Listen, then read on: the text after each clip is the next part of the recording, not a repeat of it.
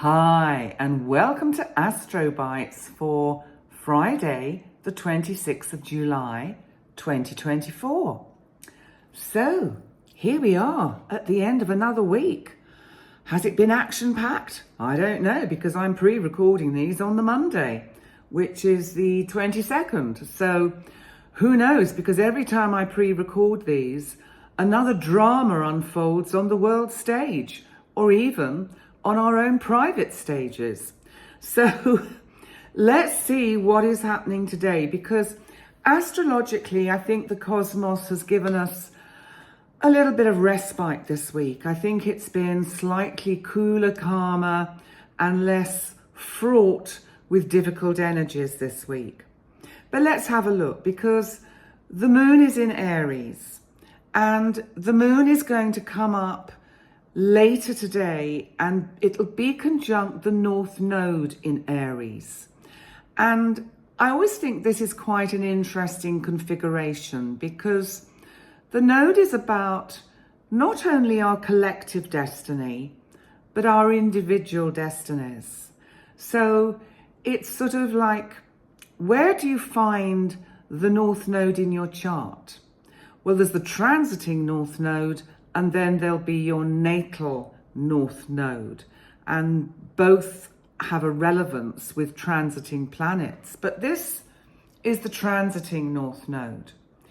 And if you know where Aries is in your chart, then you will know the kind of area of your life that the moon is going to kind of shed light on for a couple of hours. So, for example, I'll give you an example. My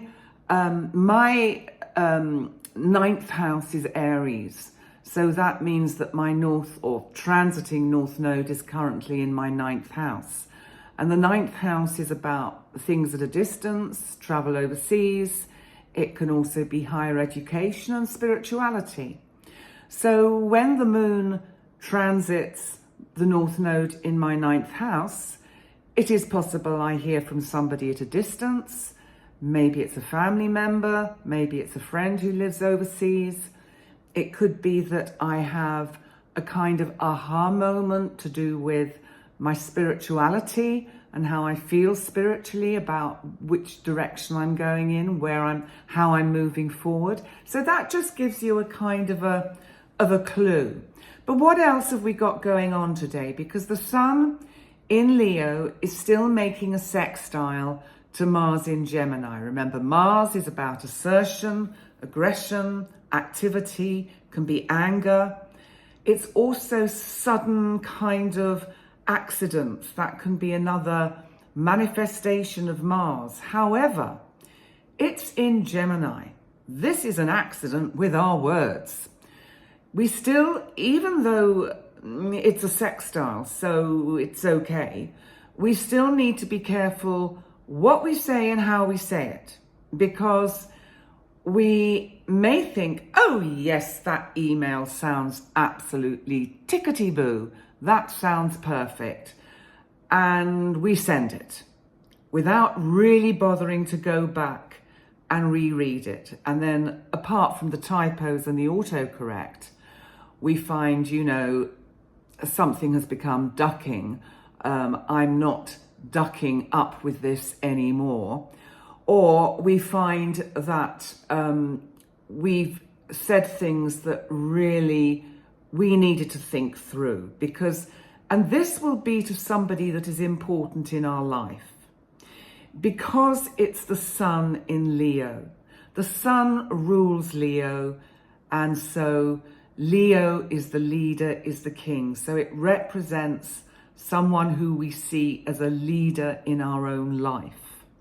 Okay, so what else have we got going on? So be mindful of that. Well, Chiron. Now, Chiron, remember, is our space object, part of a group of space objects known as the centaurs. And Chiron is a centaur. Chiron has a wound that never heals.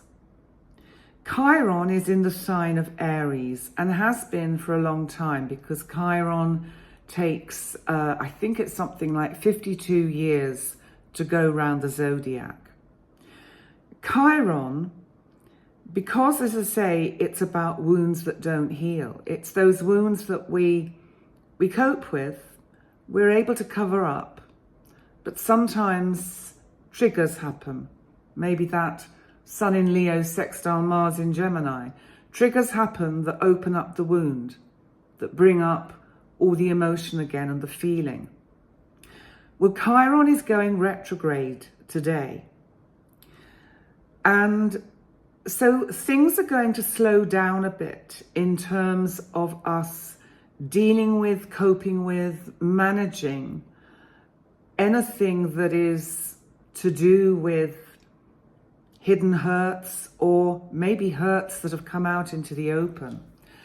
And, you know, our own personal need to find ways to heal rifts that have happened in perhaps relationships, rifts that have happened between family members, anything that is a sore point, because this is salt in the wound. This is picking the scab off and seeing it bleed again and that it's not fully healed. So just be mindful of that energy today. And if you don't want to go down that particular rabbit hole of yours, then find a way to kind of put a lid on it and think, right, I'll save that for when I'm in a better place in myself to deal with it. Whether that is by talking to a therapist, writing in a journal, talking to a trusted friend, but not navel picking with it. On that note, I'm going to wish you a fabulous Friday. We've made it to the end of the week, and I will see you for another Astro Bite tomorrow. Bye for now.